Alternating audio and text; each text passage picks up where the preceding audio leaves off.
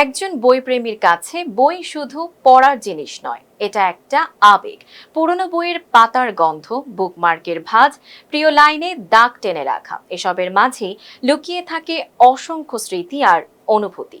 একটা ভালো বই কখনো শুধু কাগজে ছাপানো কিছু শব্দ নয়।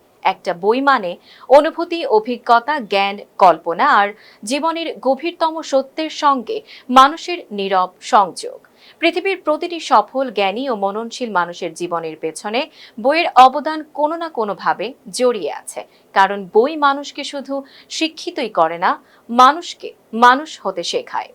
আজকের এই দ্রুতগতির প্রযুক্তি নির্ভর সময়ে মানুষ যতই মোবাইল, ইন্টারনেট আর সামাজিক যোগাযোগ মাধ্যমে ব্যস্ত হয়ে পড়ুক না কেন, বইয়ের আবেদন কখনোই কমে না।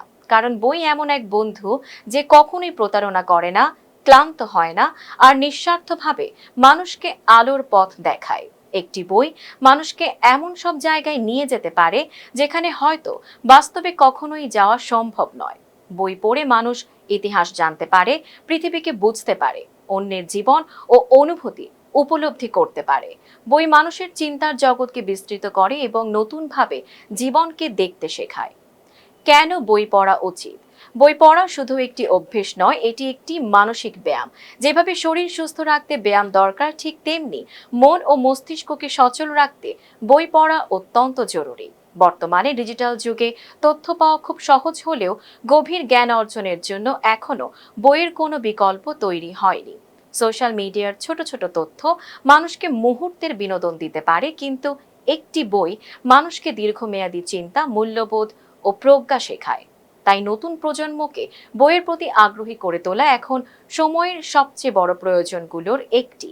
পরিবার, শিক্ষা প্রতিষ্ঠান ও সমাজ সবাইকে বই পড়ার সংস্কৃতি গড়ে তুলতে এগিয়ে আসতে হবে। বই হলো সভ্যতার সবচেয়ে সুন্দর আবিষ্কারগুলোর একটি।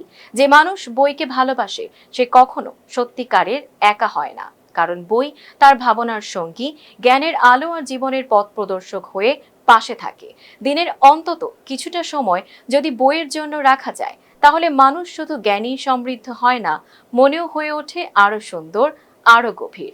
তাই আসুন মোবাইলের স্ক্রিনে সীমাবদ্ধ না থেকে আবার ফিরে যাই বইয়ের পাতায়। কারণ একটি ভালো বই হয়তো বদলে দিতে পারে পুরো একটি জীবন। এতক্ষণ আপনাদের সঙ্গে ছিলাম তানজিবা নওরিন। ফেস দ্য পিপলের সাথে থাকার জন্য ধন্যবাদ।